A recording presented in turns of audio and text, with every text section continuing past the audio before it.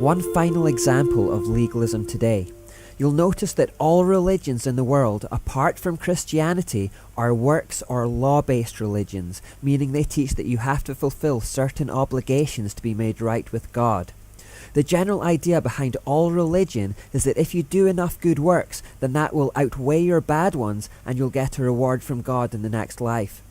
We've already seen how silly the concept is that good deeds can atone for bad ones. It's like a murderer hoping to escape jail because he helped a lot of old ladies across the street. But the main point I want to make here is that works-based religions are by their very nature legalistic. So for example, in Islam, you have to pray 5 times a day to stay right with Allah. In contrast, Christians have no set times and can pray spontaneously and authentically as often as they like. Muslims can only eat halal meat, but Christians can eat anything with a clear conscience and thanksgiving. Muslims must fast during the month of Ramadan. Christians can fast as often as they like as the spirit moves them or as the situation requires. Islam says you have to make a pilgrimage to Mecca. Christianity has no such rule, although our love of Jesus makes us intrigued to see where he lived and preached. Legalism burdens people with lists of minimum requirements designed to make yourself acceptable to God. Freedom under the law of Christ, on the other hand, says your good works can't make God love you any more or any less than he already does. He already loves you so much that he died on a cross for you. All that's left for you to do is love him authentically, spontaneously, and extravagantly in return. A relationship with Christ stands alone as something completely different to religion. Religion is the story of man trying to work his way towards God. Christianity is the story of how God has already reached down to man, fulfilling all requirements on our behalf and offering us a free gift of grace. Jesus has taken the burden off our shoulders and nailed them to the cross. I was watching the news recently where a reporter was explaining what life had been like in Afghanistan under the Islamic Taliban regime. He said that because of their severe legalism, no one in Afghanistan was allowed to sing or dance, music was banned, people were bizarrely banned from having photographs of living things, and they weren't allowed to play any form of sport. I also saw that in Somalia, the national football team still have to play their matches in secret because the Muslim group Al-Shabaab threaten to kill those who play the game, believing it to be a tool of the devil. They won't even tolerate it being watched on TV. That's an example of the heavy oppression of legalism, and you'll find it in all religions to some extent, apart from genuine spirit-filled Christianity.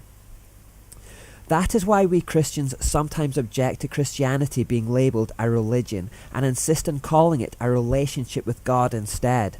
Although it's strictly true to call Christianity a religion in the sense that it answers the questions of where we came from, what our purpose in life is, and how we gain salvation, the word religion has baggage which evokes ideas of legalistic rules, rituals, and minimum requirements, because that's generally what other religions are all about.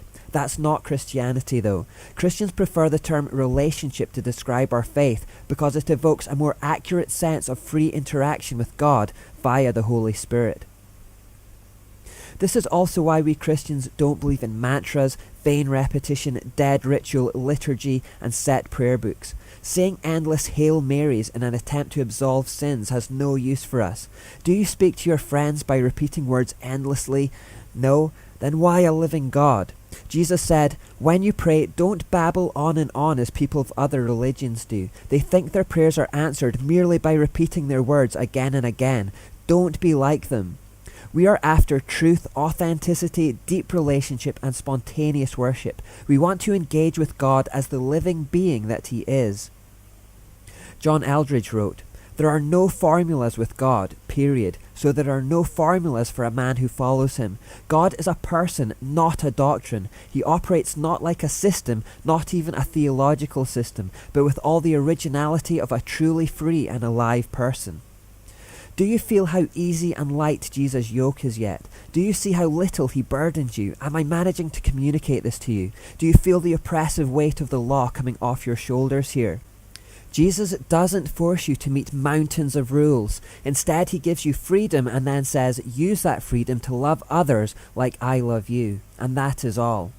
When you follow the law of Christ, you will automatically fulfill the eternal moral law. You will never murder, lie, steal, cheat, commit adultery, idolatry, or revel in sin of any kind. The moral law is strengthened, not weakened under the law of Christ. The old law of Moses was in fact morally inferior to the new way.